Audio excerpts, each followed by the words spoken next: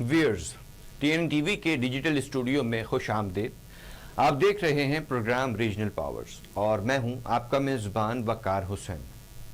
ناظرین اکرام، regional powers ایک ایسا پلیٹ فارم ہے جہاں ہم صرف خبریں ہی نہیں بلکہ ان خبروں کے پیچھے چھپی حقیقت، طاقتوں کے کھیل اور خطے کی بدلتی سیاست کا تجزیہ پیش کرتے ہیں. آج کا موضوع صرف پاکستان کا مسئلہ نہیں، یہ پورے خطے کی سلامتی، امن اور مستقبل کا سوال ہے. پاک افغان بارڈر وہ سرحد ہے جہاں پہاڑ خاموش ہیں مگر گولیوں کی آوازیں سنائی دیتی ہیں.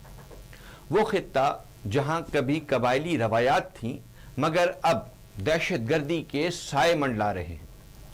پاک افغان بارڈر ایک ایسا خطہ جو برسوں سے دہشت گردی، اسمگلنگ، سرحدی کشیدگی اور خونی حملوں کا شکار رہا ہے، لیکن اب ایک بار پھر فتنۃ الخارج کے نام سے سرگرم دہشت گرد گروہ پاکستان کی سلامتی کو چیلنج کرنے کی کوششیں کر رہے ہیں.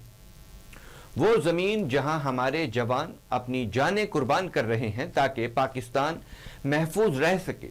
آج ہم بات کریں گے فتنۃ الخارج کی دہشت گردی، افغانستان کی بدلتی صورتحال، سرحدی کشیدگی، غیر ملکی مداخلت اور اس خطرناک کھیل کے پیچھے چھپی حقیقت. کیا پاکستان ایک نئی دہشت گردی کی لہر کا سامنا کر رہا ہے؟ کیا افغان سرزمین پاکستانیوں کے خلاف استعمال ہو رہی ہے؟ اور سب سے بڑا سوال، اس جنگ سے فائدہ در حقیقت ہو کس کو رہا ہے؟ آئیے آغاز کرتے ہیں.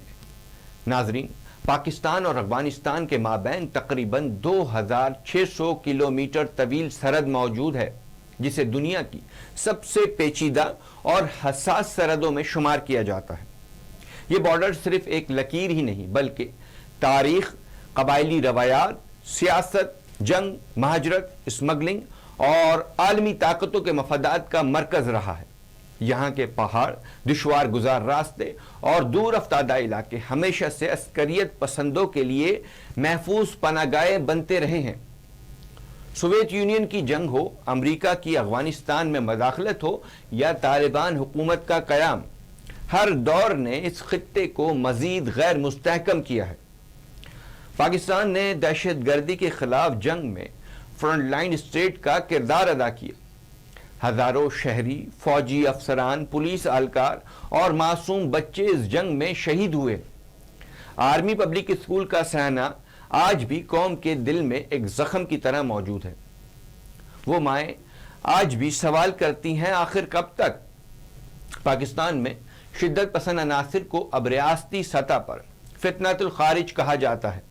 یہ اصطلاح صرف ایک نام ہی نہیں بلکہ ایک واضح پیغام ہے کہ یہ عناصر اسلام کے نمائندے نہیں ہیں بلکہ فساد، خون ریزی اور بغاوت کی علامت بن چکے ہیں.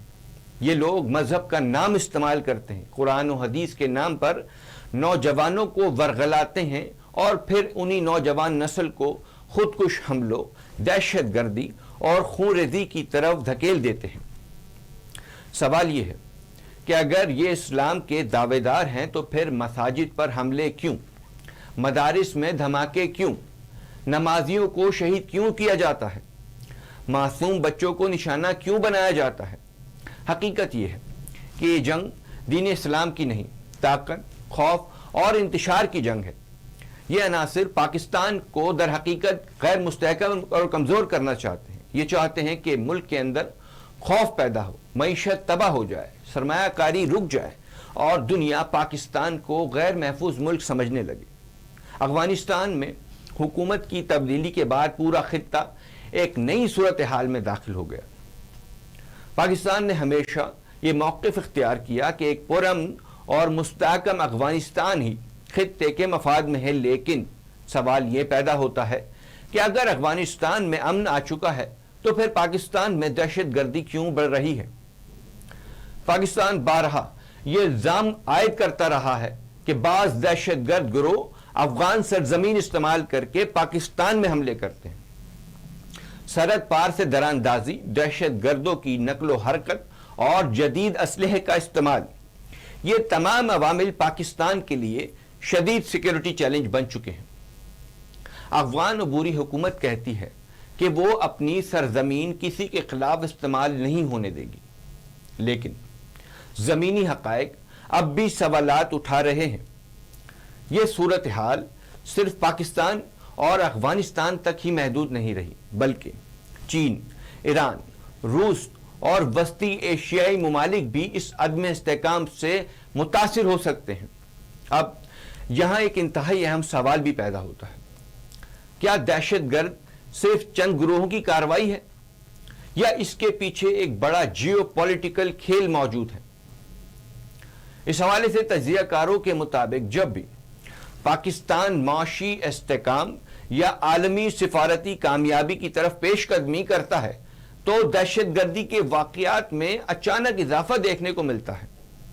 سی پیک منصوبہ، گوادر پورٹ، چین کے ساتھ بڑھتے تعلقات اور خطے میں پاکستان کا اسٹریٹجک مقام، کچھ طاقتوں کو یہ سب ہضم نہیں ہو رہا۔ دہشت گردی صرف بارود سے نہیں لڑی جا رہی، اس کے پیچھے فنڈنگ، انٹیلیجنس سپورٹ، پروپیگنڈا اور سوشل میڈیا وار بھی شامل ہو رہی ہے۔ کچھ عناصر نوجوانوں کو آن لائن شدت پسندی کی طرف دھکیل رہے ہیں، انہیں ریاست کے خلاف نفرت سکھائی جا رہی ہے اور پھر انہیں دہشت گردی کے راستے پر ڈال دیا جا رہا ہے۔ یہ جنگ صرف سرحد پر نہیں بلکہ ذہنوں کے اندر بھی لڑی جا رہی ہے۔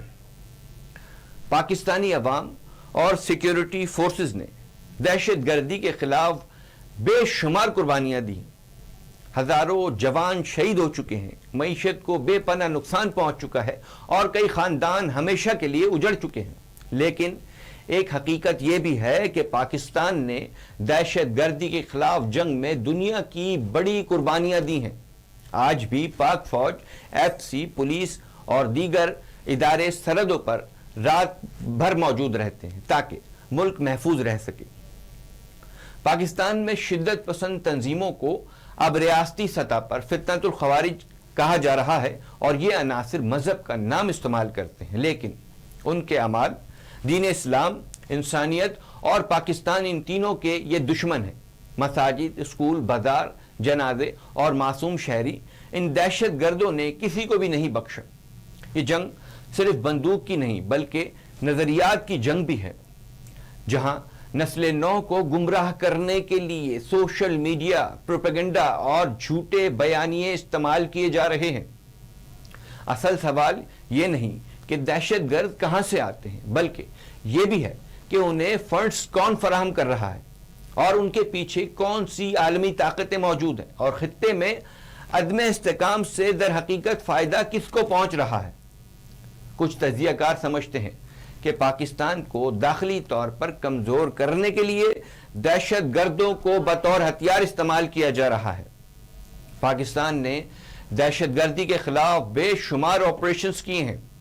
ضرب عزم، رد الفساد اور مختلف انٹیلیجنس بیسڈ آپریشنز نے دہشت گردوں کے نیٹ ورک کو شدید نقصان پہنچایا۔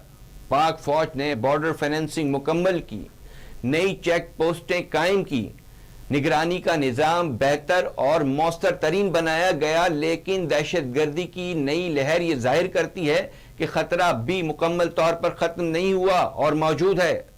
اب جنگ صرف فوجی کارروائی سے نہیں جیتی جا سکتی، بلکہ اس کے لیے تعلیم، معاشی ترقی، قومی اتحاد اور نوجوانوں کی مثبت تربیت بھی ناگزیر ہو چکی ہے۔ دہشت گردی کے خلاف جنگ صرف فوج یا حکومت کی ذمہ داری نہیں ہے۔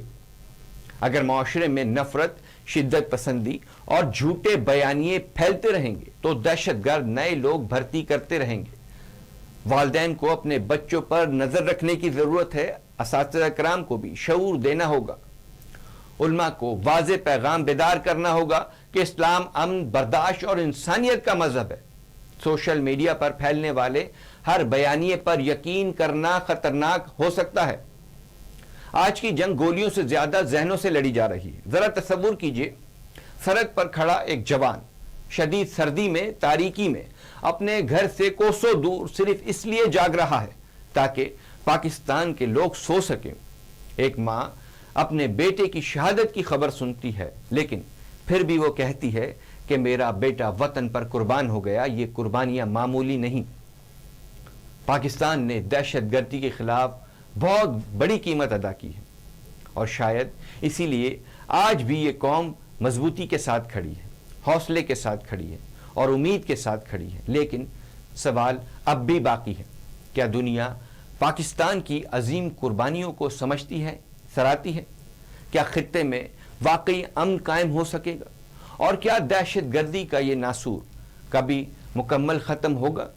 یہ سوالات ہم سب کے لیے بہت اہم ہیں, اس پر نظر ثانی کی ضرورت ہے. ناظرین, آپ دیکھ رہے تھے پروگرام ریجنل پاورز.